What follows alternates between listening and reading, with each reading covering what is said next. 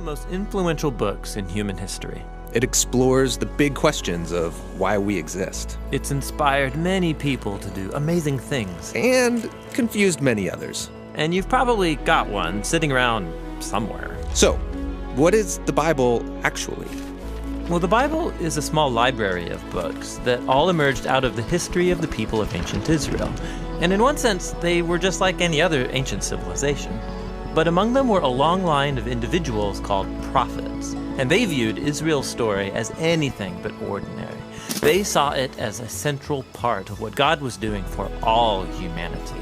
And these prophets were literary geniuses. Really? Yeah, they expertly crafted the Hebrew language to write epic narratives, very sophisticated poetry. They were masters of metaphor and storytelling, and they leveraged all of this to explore life's most complicated questions about death and life and the human struggle. So, there's a lot of different authors writing this book.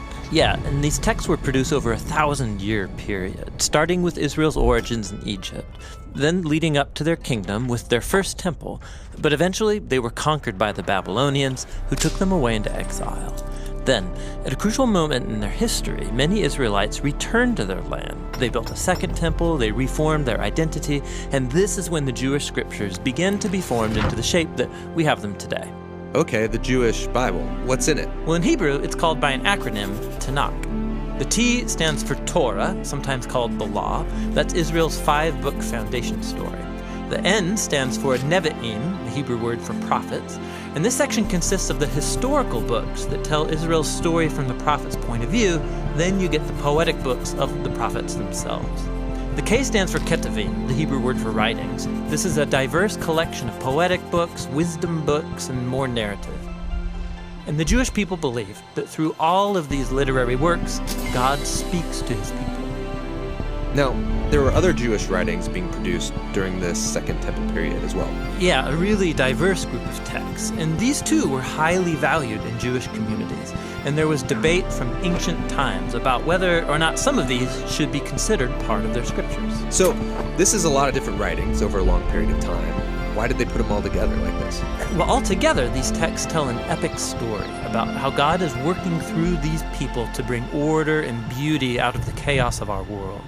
And it all builds up to a hope for a new leader who would come and renew all creation.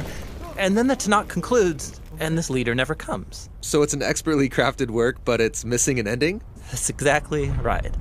Now, a few centuries later, a Jewish prophet comes onto the scene named Jesus of Nazareth.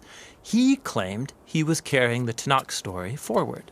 Yeah, so Jesus did a bunch of cool stuff, was killed, but his followers claimed he was alive from the dead. Yeah, they said that Jesus was that long-awaited leader who would restore the world.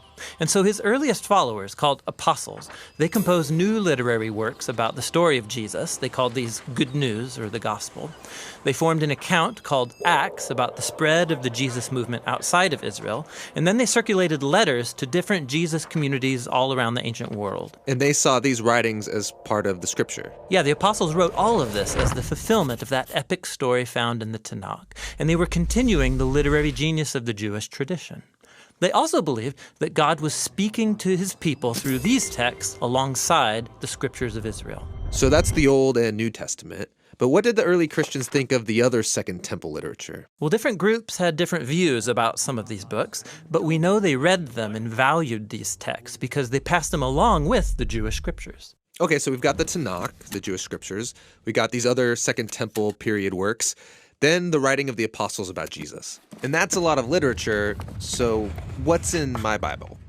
So the Christian movement has taken different forms over 2,000 years, and from the beginning, all Christians recognized the Tanakh and the New Testament as scripture. And for centuries, much of the Second Temple literature was read as part of the biblical tradition. The Catholic Church eventually made it official and called some of the books from this collection the deuterocanonical books. Some Orthodox churches used even more books from this Second Temple literature. And then in the 1500s, during the Reformation, Protestant Christians wanted to go back to the oldest writings of the prophets and apostles, so they accepted only the Old and New Testaments. Okay, I think I got it. But how does a collection of books produced over 1,000 years by all these different authors tell one unified story? Yeah, that's the question we'll address in our next video.